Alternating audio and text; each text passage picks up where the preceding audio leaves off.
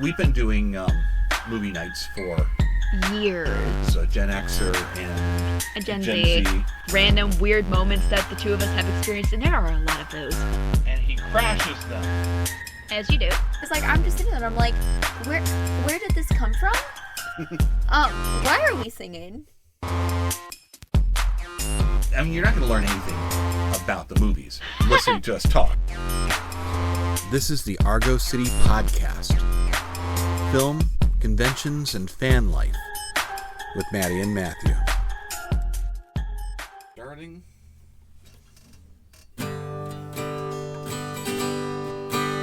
Well, I hear that train a-coming. It's coming down the bend. And I ain't seen sunlight since I don't know when. I'm stuck in Folsom Prison, and time is dragging on. I hear that train coming right down the San Antonio. What are you doing? Well, your grandfather and your great-grandfather taught me an awful lot of train songs. Like, it's a thing. It's a genre. And I can't think of a better time to just kind of break that out, because tonight's movie was a train movie. Yes. Kind of. Tonight's movie was Demon Slayer's Mugen Train arc. Essentially, the season put into a movie. Essentially meaning we could go through the season faster, which was great. It actually kind of was, because I felt like we cut out a lot of the fat. And the way they streamlined it, it really did feel like a movie, at least right up until the end. But we'll put a pin in that and we'll come back to there. So... Yeah. You want to go ahead and tell us what this movie was about? Yes, this is our three demon slayers board a haunted train. I think that covers it. I guess that's one way to describe it. To go into a bit more detail, our three demon slayers, they are attempting to hunt down a demon that's been killing a lot of people on trains lately. Well, it's like, we don't know if it's a demon or if it's bad luck or if it's just, a lot of people are hanging pianos up there and it's falling. My God. People have been disappearing from the train. From this particular train on this particular route. So, yeah, let's put some demon slayers on there. And they're not alone. They've got, all right. Yeah, I was going to say, I've got something for you here. Yes, because I see the figure in your hand. You actually have our companion here today. Goku, my beloved. He is my favorite. He is one of my favorite characters in this whole anime, and it's a shame he only really shows up for bits and pieces of season 2. And we'll get into this later. But I mean, I've seen you. We have this figure up on up by the TV, like right next to Nezuko. And my other Demon Slayer figures that I've brought downstairs. Yeah. So. And it's a nice dynamic one. He's a good figure. The version that I have has him crouched down with him going to attempt to grab his sword, and you can see his cape flying up beside him. And you know who he reminds me of? Who? He reminds me of Lemillion from My Hero. Oh, yeah, I guess it does kind of give that same vibe. It's that constantly smiling. He doesn't have as beady of eyes. But they do constantly stare with a smile. just like Lemillion staring does. Into your soul. And it really does. And so I was noticing you took a lot of notes during this movie. So I am really curious to hear your thoughts about this. Well, and there's a lot of loose ends that I would just connect as I watch it. And that's the thing. Because so it actually starts off it's a nice slow burn. Mm-hmm. We have creepy ticket taker. Mm-hmm. We have a little bit of talk to kind of introduce us to the whole idea, and I do feel like we spend about 10-15 minutes doing just that. It mentions the sword. Tanjiro's sword is black. Mm-hmm. And some stuff like that. And, I have a black sword hanging up. We have too many swords. You cannot have too many swords. And there's some getting to know you too with Ringoku and Tanjiro. He keeps talking about okay, Ringoku keeps getting super deformed and giant. Like, how are you big like that? How do you keep turning big like that? I always love it when an anime realizes itself. That's always hilarious. Why I love the Tales of Psyche K so much. Well, yeah, but you know what? That's a thing though too. Mm-hmm. Have you ever met somebody who they may not be physically tall or physically bulky, but they are huge, and it just feels like they're towering over you. They've got such a big presence. It doesn't have to be a busy personality. It doesn't have to be. Sometimes it is. Sometimes it isn't. I spend my time around mostly depressed people, so I can't quite say that. On the con circuit, I would run into Tony Todd from time to time. Candyman. Also, he's in Final Destination. He's in the single best episode of Deep Space Nine. I pointed them out to you. It's the one where Jake grows up. Oh, yeah. You said he played the adult version, right? Yes.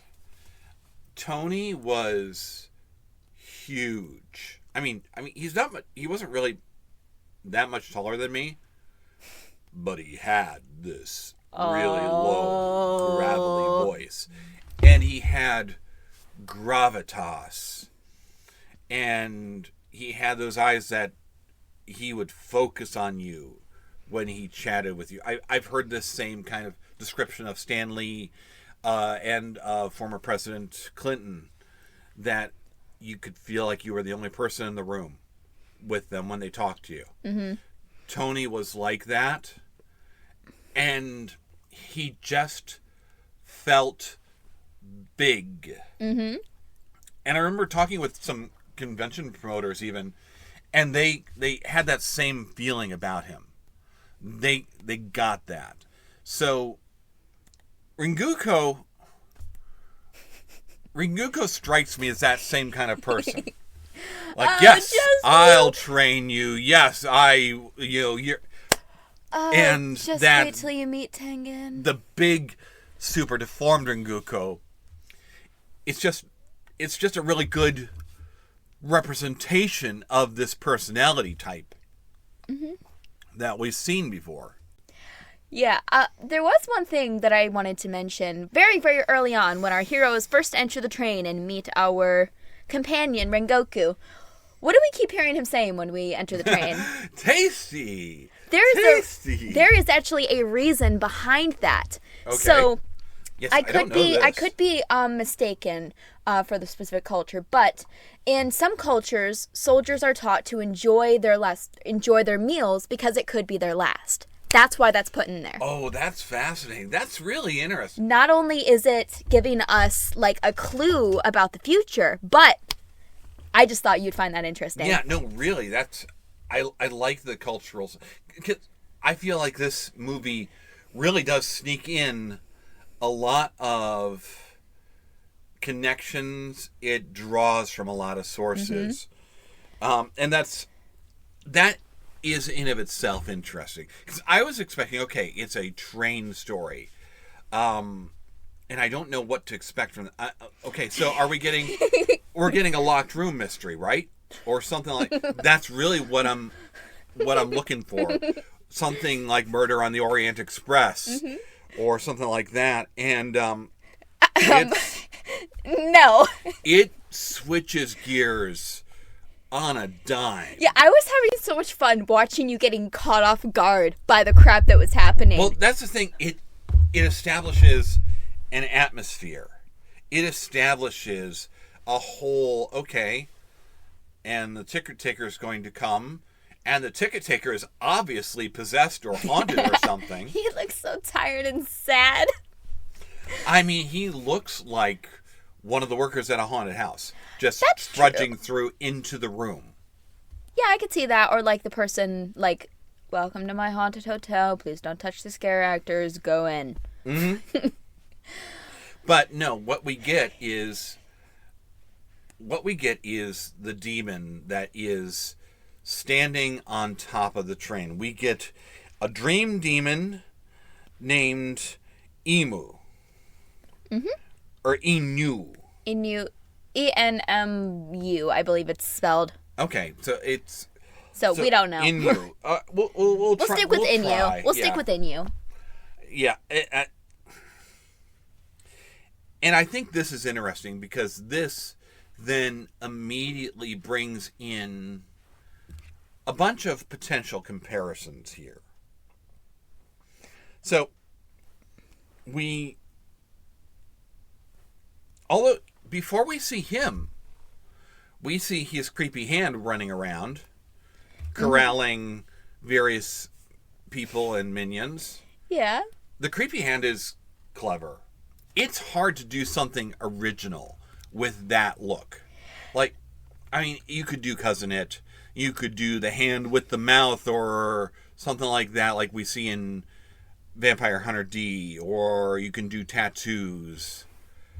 For them to have it walking around and there's an eye in one place, there's tattoos that are obviously animating it. Mm-hmm. And the mouth as well. I mean, it's not just the mindless minion that we see in Evil Dead 2.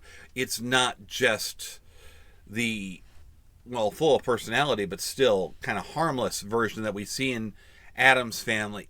They did something really original there.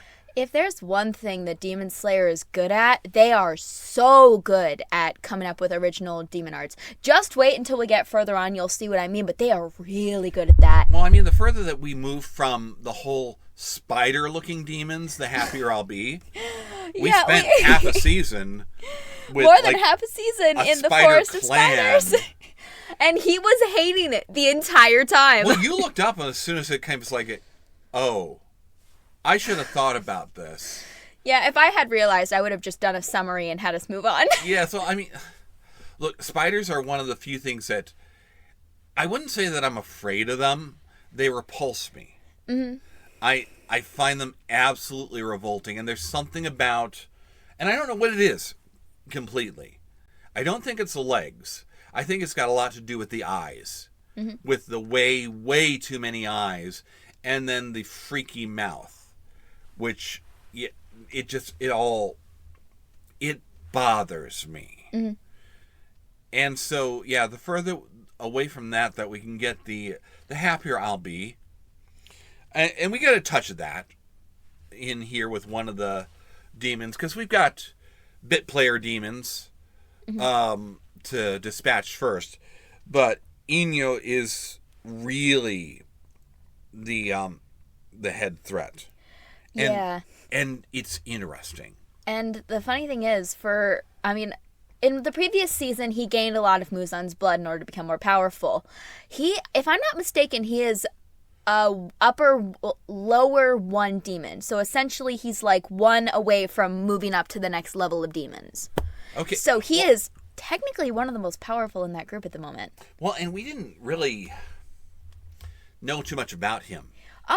We saw him, but we didn't know what he was or what he could do or what kind of a threat he was. Mm-hmm. And this really changes that. Oh, yeah. He came out of, powerful out of nowhere. Well, that's the thing. It's a powerful talent he's got. And they go through and they start trying to define it in metaphysical terms. Mm-hmm. The idea that a dream isn't linear. A dream is a circle. Mm-hmm. And then there's an outer ring that is your subconscious. And somewhere in there is your spiritual core.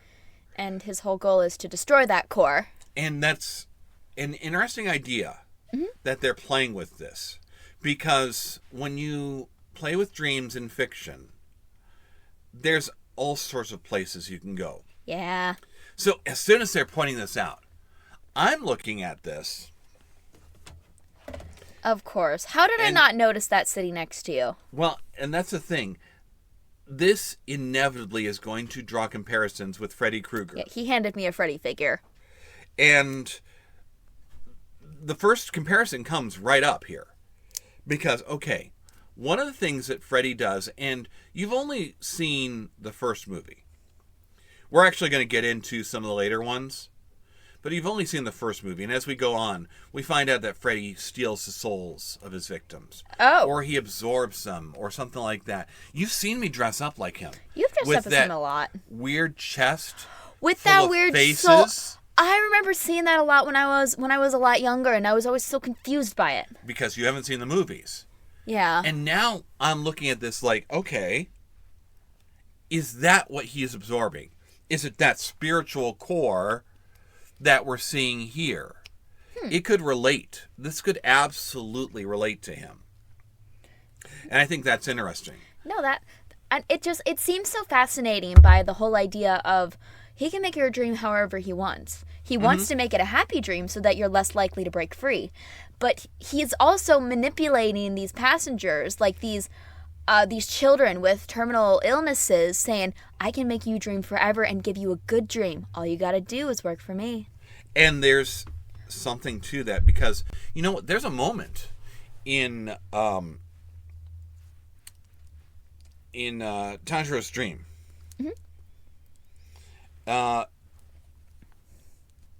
There's a moment in Tanjiro's dream where, yes, he's happy. He may actually be happier than he's ever been anywhere else. And he realizes it's a dream for just a second. His other self can break through. His waking self within the water, because of the water breathing, can break through. Because of the water breathing. That's hilarious. I didn't realize that. Well, here's the next thing, though. What he has to do is walk away. Yeah. And his entire family is behind him. A whole Nezuko. Not a demon corrupted one, but one that's whole and human again. Is calling him from behind him. We see the little boy, the youngest of the group, just falling on the snow, attempting to reach him. And this right here, this is an Orpheus moment. Oh, I know that name, but it's not coming to brain. Orpheus went to the underworld to rescue... Right, to rescue his wife. He proceeded to walk his... Yeah, and like walking out of Hades' domain. Hades told him not to turn around. He did turn around and lost his wife forever. Right, and this is it. Yeah. Tanjiro is... Oh, that's brilliant! Trying to walk away from this dream, and if he turns around, I swear, if he turns around, he'll be sucked back in. Yeah, he won't ever leave. He is stuck there forever.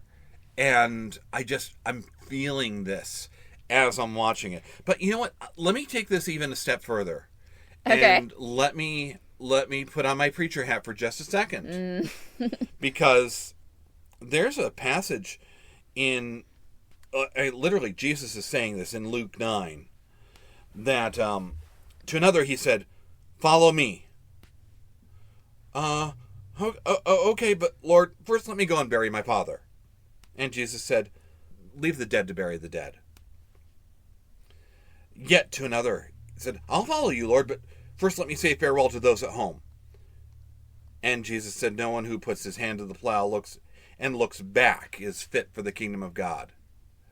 It's this whole idea of there is a higher purpose. There is a higher destiny, your best destiny.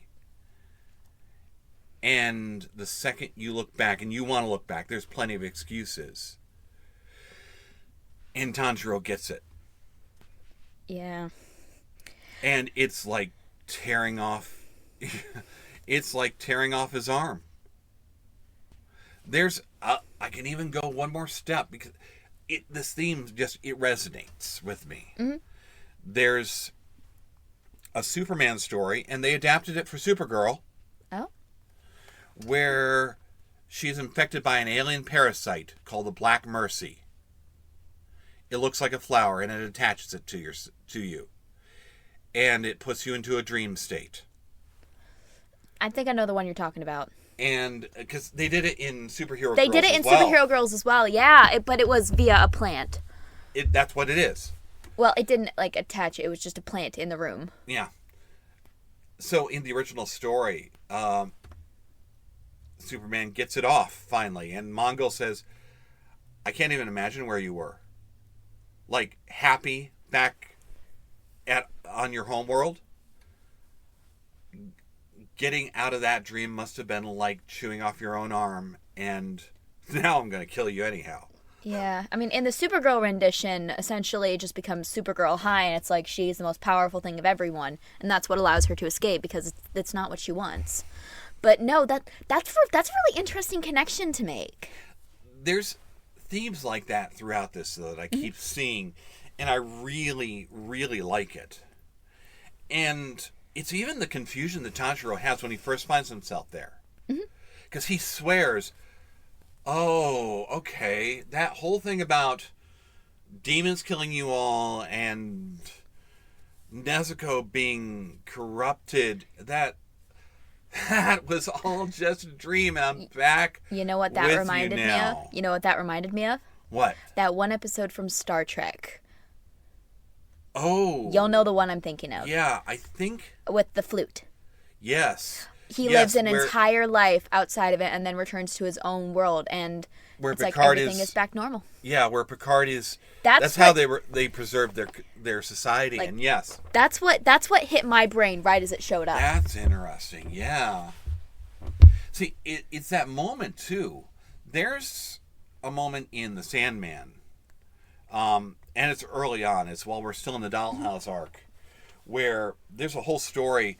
A human being accidentally got sucked into the dream world. Ugh. And while they're rescuing somebody else, she gets pulled out. I was going to say, you're holding a book now. Yes, and it literally tells, like, she's... Wait, you killed him. No, he wasn't alive. He died a long time ago. You should consider yourself lucky that you had 2 extra years with him.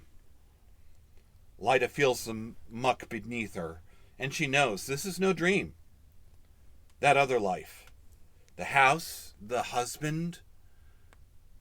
That was the dream. So the devastation from what Inu creates, I mean, it's so horrific. And I can see why this could be a season. Because you could spend episodes within the dream, exploring that and Yeah. examining what that does to you. How that affects you. I'll tell you something. It's the first time that I think I truly understand just how cruel Freddy is. Because it's kind of like Inu was saying, like, I could kill you right here. Or I could make you dream of I could give you nightmares as I kill you. So this is like the first time you've really realized that? It's the first time I've really started to think about it. That's fascinating. Well, I mean, Nightmare on Elm Street's about effects. And horror fans like me, we're there to see, okay, what did you do with the latex this time? Oh my What's gosh. the most interesting kill? You know, other people are sitting next to us, cringing and putting their hands over their face, and we're sitting there right in the eye. So the horror of that. But you know what? We've been told this before. There's a moment in Doctor Who, the snake story, Which snake story? where the girl was kind of possessed by the snake god. It's the 5th Doctor. I was going to say and Old it's- Doctor, right? Yes. With the 2 companions? Yes. Okay, yeah, I think I know the one you're referring to. And he asks her about her dream because he's trying to see if the Mara is still with her. She's like, no, dreams are private. There's a moment in Prince of Darkness, one of the best John Carpenter films out there. That's where they're all in the church examining this vat of liquid Satan in the basement. Okay. And the priest is there with the scientist. Why is there a priest there? because he called them in. What? And one of the things that this thing does is it makes you dream. And he asks, have you slept tonight? Have you dreamt? And the scientist looks at him and says, your domain does not extend to my subconscious. It's mine alone. The privacy, the invasion that this demon is encroaching on. It brings just how horrific that is into very sharp focus. The malice with which he does it, with which he deploys these diabolical gifts.